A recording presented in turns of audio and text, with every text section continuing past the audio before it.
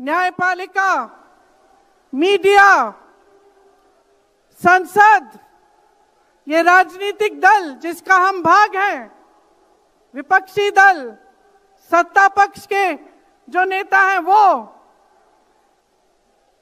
चुनाव आयोग, ये सब जनता के हित की रक्षा के लिए बनाए गए। इसीलिए जब आज हम देखते हैं कि इन सब संस्थाओं को कुचला जा रहा है, तो एक एक भारतवासी को उठना चाहिए, जागना चाहिए और ये समझना चाहिए कि जो वार हो रहा है वो सिर्फ इन संस्थाओं पर नहीं, लेकिन हम सब पर, आप सब पर, एक एक देश के पुत्र पर, एक एक देश की पुत्री पर वार हो रहा है और इसे समझना बहुत ज्यादा जरूरी है।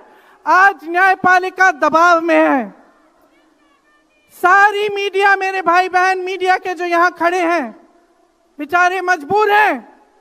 सारी मीडिया या अडानी जी की है या अंबानी जी की है। आज परिस्थितियां ये है कि पिछले आम चुनाव में मुख्यमंत्रियों को जेल में डाला गया, कांग्रेस पार्टी का बैंक अकाउंट बंद कर दिया गया, भ्रष्टाचार के नाम पे तरह तरह के इल्जाम लगाए गए जिसका कोई प्रमाण नहीं है। ईडी भेजी, इनकम टैक्स भेजा, सीबीआई भेजी और जैसे जैसे जिनका दिल कमजोर था, जो सह नहीं पाए, वो उनकी पार्टी में शामिल हो गए, वैसे वैसे इनकी वॉशिंग मशीन उनको धोकर उनको पाक बनाती रही। आज संसद को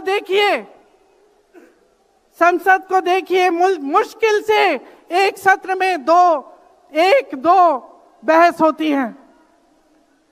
और जब हमने कहा, राहुल जी ने मुद्दा उठाया, खड़गे जी ने मुद्दा उठाया कि हमें बहस करनी है चुनाव पे, एसआईआर पे, जिस तरह से वोट चोरी हो रही है उस पे, तो घबरा गए, मानी नहीं बात। अंत में जाकर कैसे माने कि हम वंदे मातरम पर भी चर्चा करेंगे। तो हम संसद में ये बहस करते रहे कि राष्ट्रगीत किसका है, राष्ट्रगीत कैसे बना, राष्ट्रगीत क्यों बना, और जो बड़ी बड़ी समस्याएं हैं जिससे आप जूझ रहे हो, बेरोजगारी, महंगाई, पेपर लीक, उसके बारे में चर्चा करने की हिम्मत नहीं है। हिम्मत क्यों नहीं है? क्योंकि अगर इनको एक असली चुनाव लड़ना पड़े